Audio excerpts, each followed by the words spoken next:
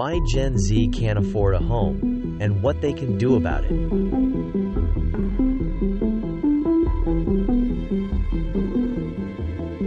Remember when our parents said, "Just buy a house, it's an investment"? Yeah, about that. For Gen Z, the housing market feels less like an investment and more like trying to win an auction where the price doubles every time you blink. Let's talk about why housing feels impossible and the real moves Gen Z can make right now. They say it's low inventory. They say affordability will get worse if mortgage rates drop. Is that the case? Buyers who are waiting it out continue waiting for the big drop. Meanwhile, home prices across the United States have climbed yet again, defying higher mortgage rates and putting additional pressure on first-time buyers already grappling with inflation and stagnant wage growth.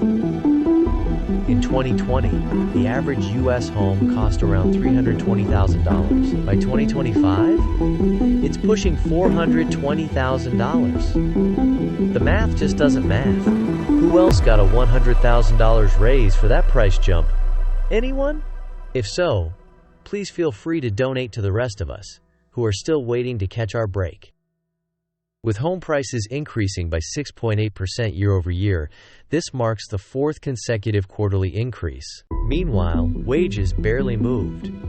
The median income rose only about 12%, while home prices jumped over 30%.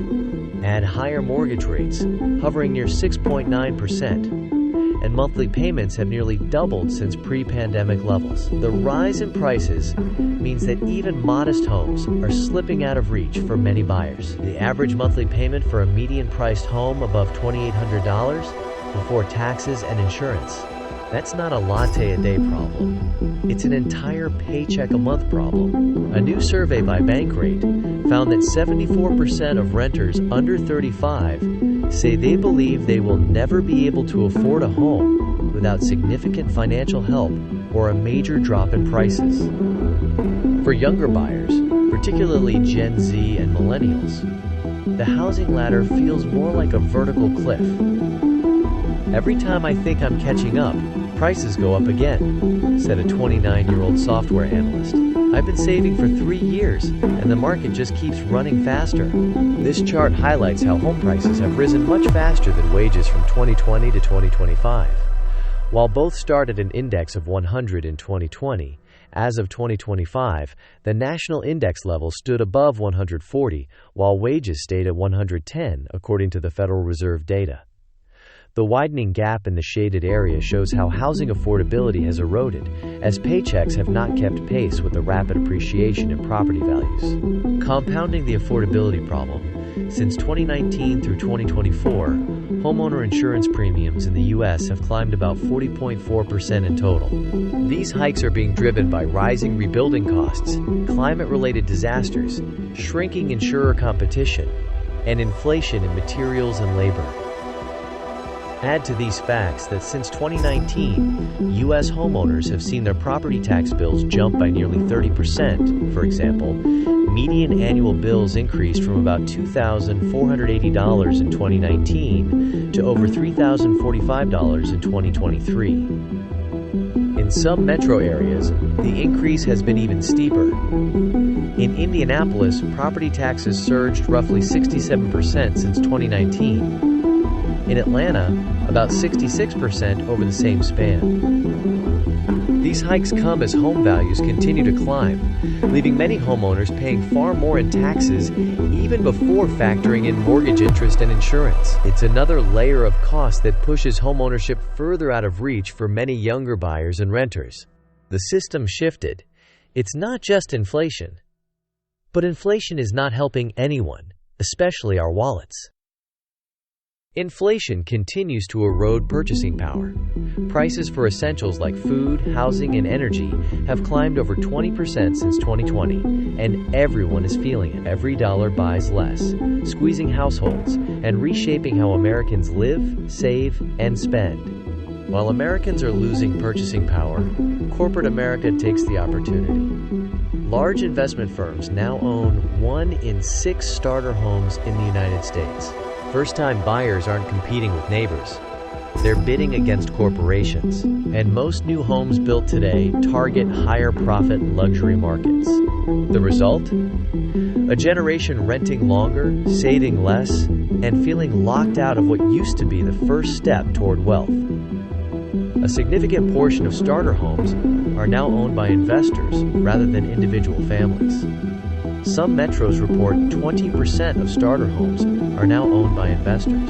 This trend impacts first-time homebuyers and the availability of affordable housing. Increased investor activity can drive up prices and reduce the number of homes available for owner occupancy. But this isn't the end of the story.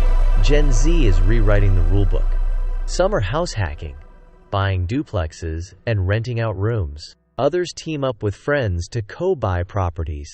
And many are building side incomes, digital products, freelancing, GPU rentals, short-term property management, to save faster for down payments. Knowledge equals leverage.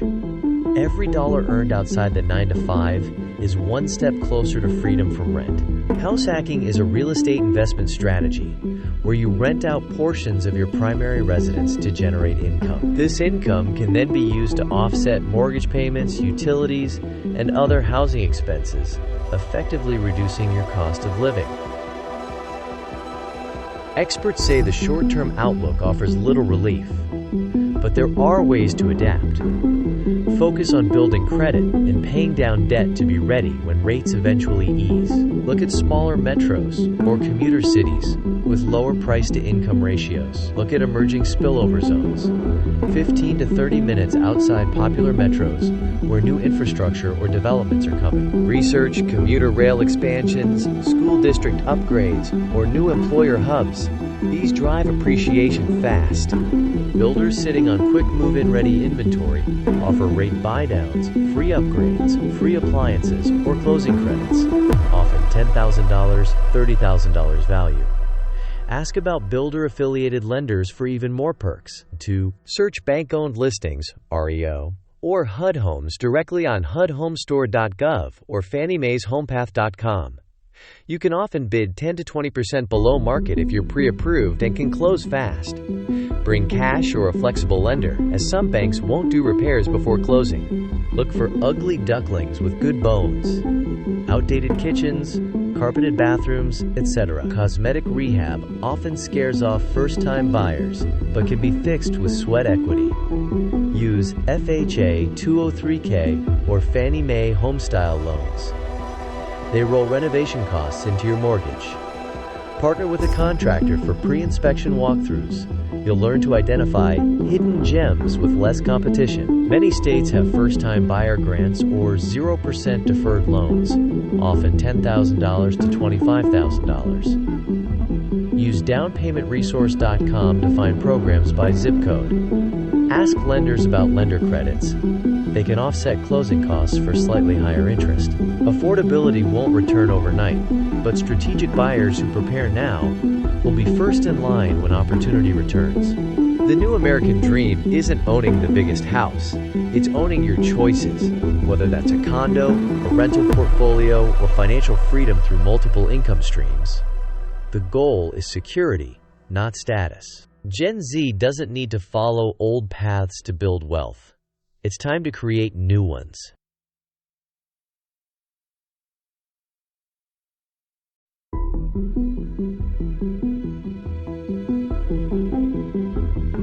If this opened your eyes, hit subscribe and join me as we uncover the real economy behind our generation's biggest challenges and how to win in it. I'm Elias Grant, and this is Real World Reset. Please like, share, and subscribe, and don't forget to tune in to our next episode, The Inflation Illusion: Why Raises Don't Feel Real.